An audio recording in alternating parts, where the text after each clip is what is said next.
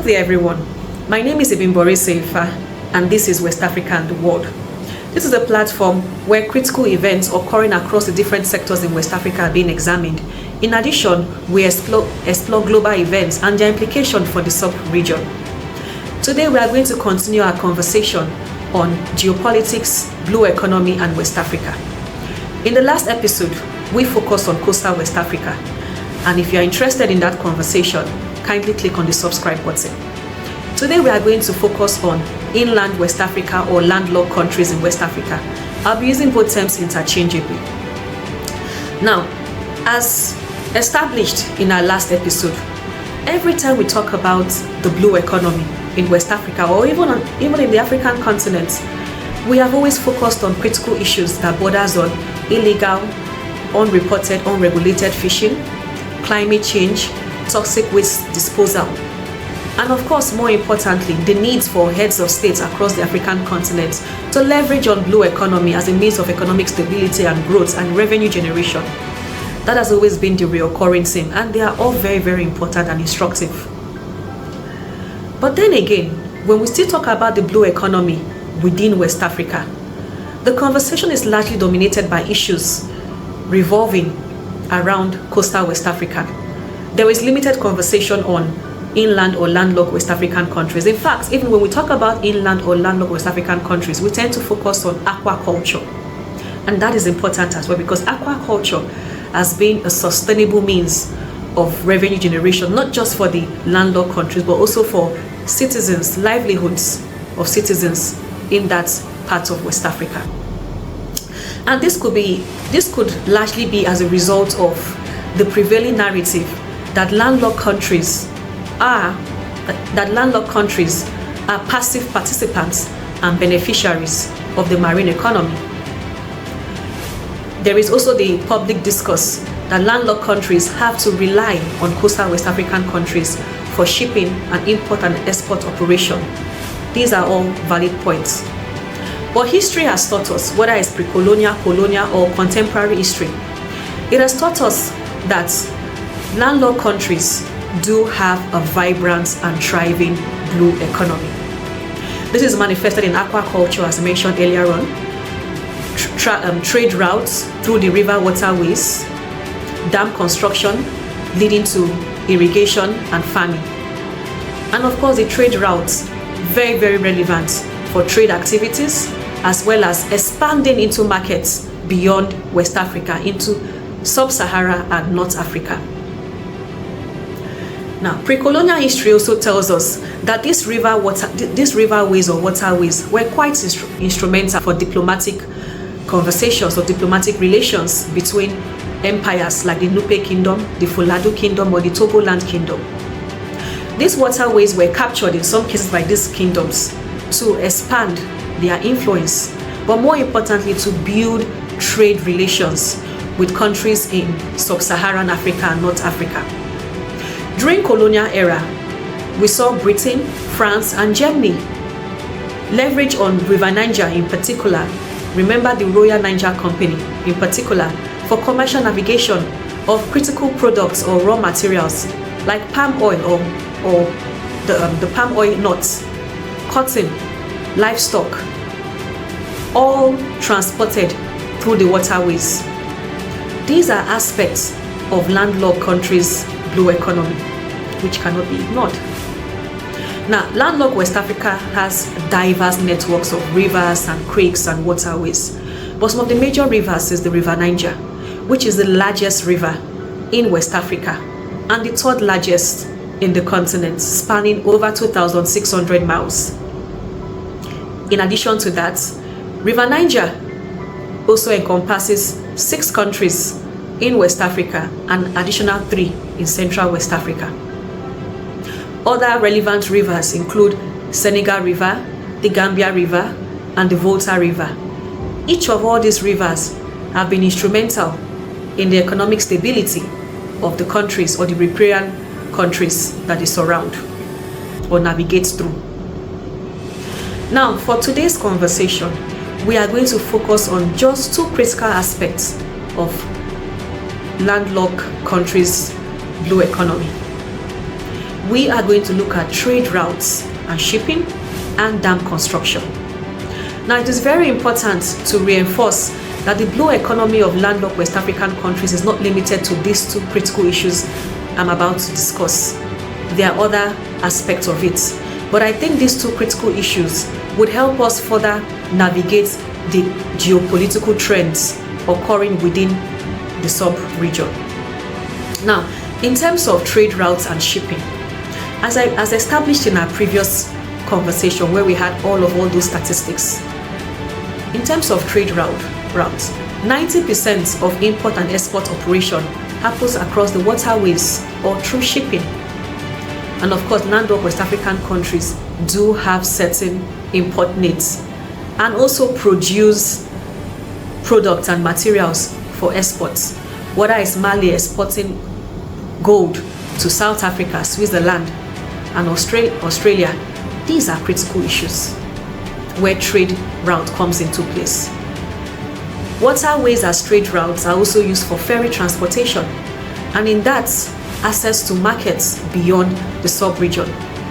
These river waterways are served as a connecting point for riparian countries and transboundary communities as well.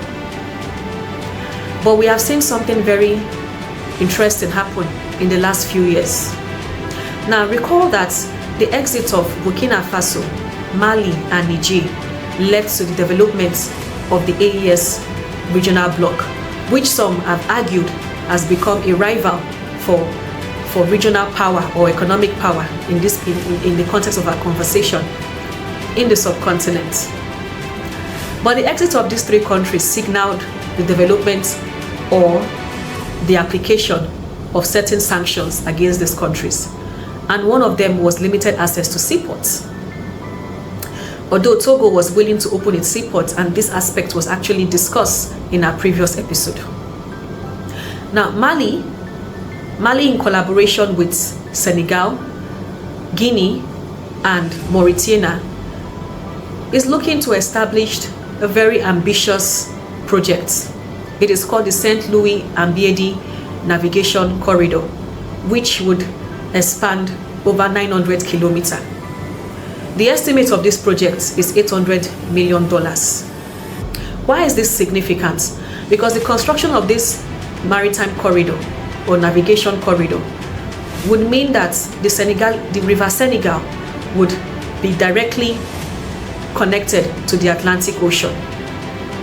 It also means that Mali and other landlocked countries, in particular Niger and Burkina Faso, would not have to rely on the sometimes unreliable import and export operational activities of coastal West African country. It will reduce costs and make it easier for logistics, and of course end the isolation of these countries. Now, this is crucial because if this particular navigation corridor is successfully constructed and operationalized, it means that it will transform the blue economy of not just four countries, but other landlocked West African countries, in particular Niger and Burkina Faso. It means that regional shift that has always been concentrated on a few countries in West Africa, in particular, I'm talking about Nigeria and Ghana, will change. There will be a counterbalance. Some would say having multiple power blocks if you're talking about the AES versus ECOWAS. The isolation ends and Mali becomes a major contender in the blue economy. It means that the AES country will be able to leverage and utilize the blue economy to meet up with their economic goals. But it also means as well that the AES country would move away from being a military bloc to economic bloc. And this is quite instructive. And of course, there's also the soft power diplomacy that comes with that, because the successful construction of this particular navigation corridor would lead to modern logistics terminal and river ports and the attendant industry that comes with having a thriving river port. Manufacturing, shipping companies, insurance, trucking, freight activities. And this is very, very crucial. It means that African Union's blue economy strategy objective of creating 57 million jobs and earning an annual revenue of $400 million would be a reality. at least from where the landlocked countries are concerned. But it also means that the AES level of leverage, of influence, increases as well. And that is just one aspect of the trade route and shipping. Now we also focus on dam construction. Now, dams are crucial for industrial development, not just for all the countries in West Africa, but in particular for landlocked countries in West Africa. Because with dams, there are three things that you can actually think about. You can think about energy security, reflected in hydroelectric power generation. You can think about food security, reflected in irrigation and livestock farming. You can also think about industrial sustainability, reflected in water storage. These are all critical functions of dams in West Africa. Now, over 50% of electricity is sourced from hydroelectric activities revolving around dam construction. And this is very important because electricity feeds into economic activities and all generated from blue economy derived from dam construction. But again, another significant aspect of this dam construction that we are seeing, Burkina Faso is launching what it calls the hydroelectric mega projects. Now, according to Burkina Faso government, they argue that this project, the main goal of this project is to generate electricity for Burkina Faso and also to export electricity to neighboring countries. This is quite instrumental because when we reflect on national security, energy security is very, very important. Every country should be able to generate electricity for the economic needs of their country. A country should not rely on another country for energy security, and Burkina Faso is taking the lead on that. Burkina Faso argues that by the time this dam is full, by the time this hydroelectric mega dam is fully operational, economic activities will be driven by this domestically.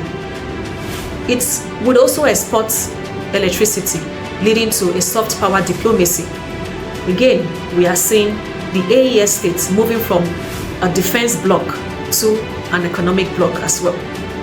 And that is quite crucial because now we begin to see a shifting in the balance of power within the sub-region. We are seeing the AES states leveraging on its water resources to pursue its national and foreign interests, whether it's Mali's navigation corridor, river navigation corridor, linking the Senegal River down to the Atlantic Ocean, or is Burkina Faso's hydroelectric mega projects. Now, Burkina Faso and Mali are not the only members of AES states who is looking to leverage on its water resources, not just for economic activities, but also for geopolitical reasons as well. We also have Niger. Now, for several decades, Niger has been receiving electricity from Nigeria. In fact, 70% of Niger's electricity use is being sourced from Nigeria's Kanji Dam. And so for several decades, Niger has been pushing the conversation about having autonomy of its electricity source. It argues that a country should, as a matter of national interest, produce its own electricity, and so has been pushing for the construction of what it calls the Kandidaji Dam. Now, the exit of Burkina Faso, Mali, and Niger has reinforced the construction of this dam, and according to the Niger government, this dam should be fully operational sometime towards the end of this year or early next year. Now, what is the implication of this dam construction for Nigeria? Nigeria, who has been known to supply electricity to Niger, Togo, and Benin. It means that there will be a decline in the water flows because this dam is going to be constructed along the River Niger waterways. So it means that Nigeria would have a significant decline in water flows, which will impact on irrigation for transboundary communities within the Nigerian space, and also impacts on the electricity generated. But more importantly, it means that Nigeria would lose that edge of soft power diplomacy it has had with Niger, again pointing to geopolitical changes within the sub-region when it comes to balance of power. For Niger, this is important Because not only will it have autonomy over its electricity generation, it will be able to ensure stability and a drive in its economic activities. It will also be able to benefit and exploit its blue economy. Because this dam will not just lead to electricity generation, it will also lead to irrigation and water storage for industrial and agroeconomic activities. So these are crucial points that we cannot ignore.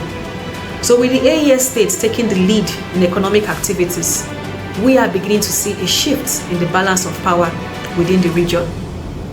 Because the blue economy is seen as a critical hub for economic activities.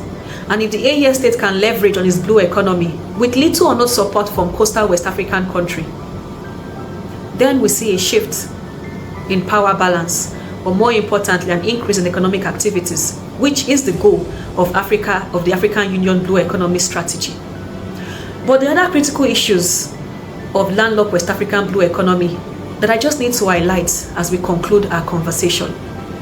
There is the issue of the increased weaponization of our waterways by non-state armed actors.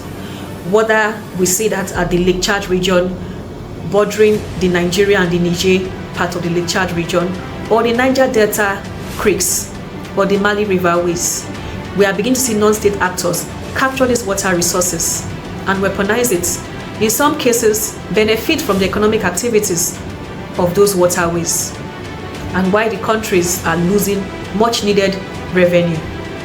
And that is one aspect that we also need to reflect on when we think about the blue economy in landlocked West Africa.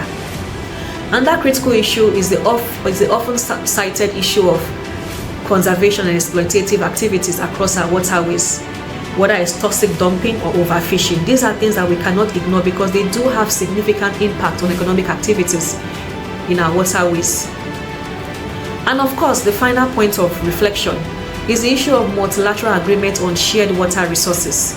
This is quite prevalent among the different transboundary waters or riparian countries there. Of course, we have the Niger River Basin, the Lake Chad Basin, and these are all set up as a means of countries looking for more effective and sustainable ways of sharing these water resources. But that has not always been the case, because in most cases, we always see countries looking at unilateral ways of exploiting or utilizing water resources for economic activities. So these are just things to reflect on. I would like to read your thoughts on what on the blue economy in landlocked West African countries. So please don't forget to subscribe, click on the notification icon, share this conversation across your different social platform and network, and please indicate your thoughts. My name is Seifa, and this is West Africa and the World. Thank you for listening to my thoughts.